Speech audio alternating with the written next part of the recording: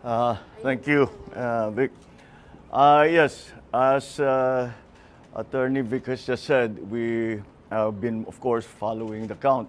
At ganun na nga, as of this hour, 98 plus percent have already been counted at ang bilang ng boto ko ay nasa 31 million plus.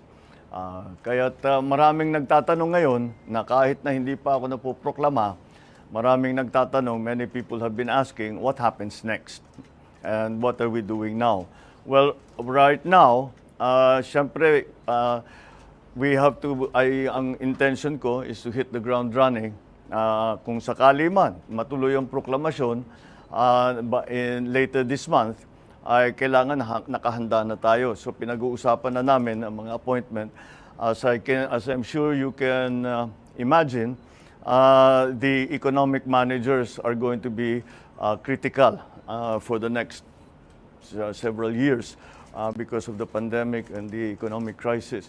So that is something that we are looking at very carefully. But it's not only the economic managers, lahat talaga ng positions, not only cabinet positions but even other agencies ay tinitignan na namin lahat.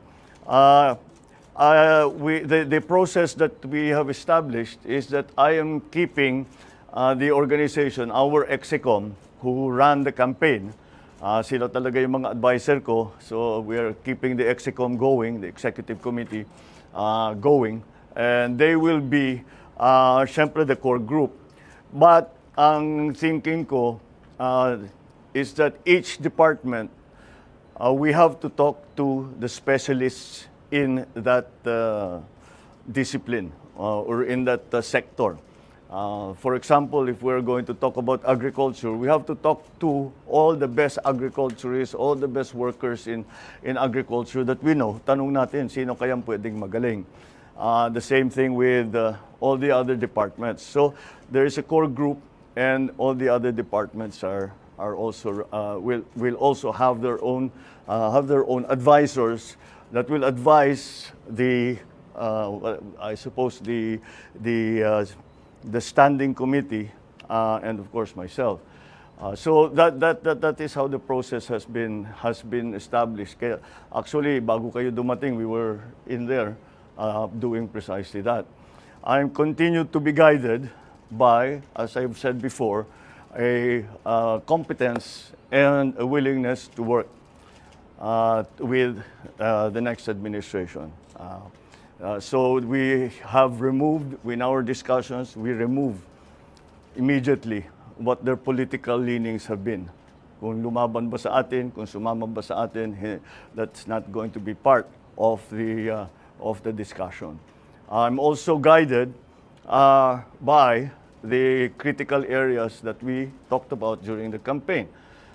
So yun ang mga inuuna natin. Of course, it's the economy, prices, it's the price of energy, lack of jobs, education, infrastructure, all of these areas that are going to be critical in the next few years. So ganun ang aming ginagawa, and that has been the process. That has been the process so far. I'm also guided by the fact that 31 million of our kababayans have voted for unity. And I am guided by that in the sense that I will continue to work for a government, an administration that gives voice to everyone who wants to help. We may not agree. We may not, in the end, do. We might do exactly as they say. But whatever it is, it is not important who the messenger is. The importance is going to be the message.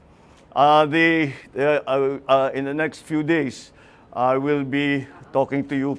Baka every day there will be something to announce because marami na talaga kaming ginagawa.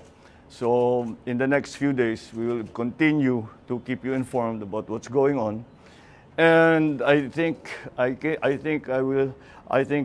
am already authorized by to announce the first nominee that we will be giving to the Commission on Appointments when the time comes, should I be proclaimed. And that is that our incoming Vice President has agreed to take the brief of Department of Education. So si Inday Sara, sabi niya, tinanong ko sa kanya kung kaya niya yung trabaho dahil mahirap ang trabaho ng Secretary of Education. Pero nag-agree naman siya at palagay ko kasama na diyan dahil she is a mother and she wants to make sure that her children are well trained and well educated, and that's the best motivation that we can hope for.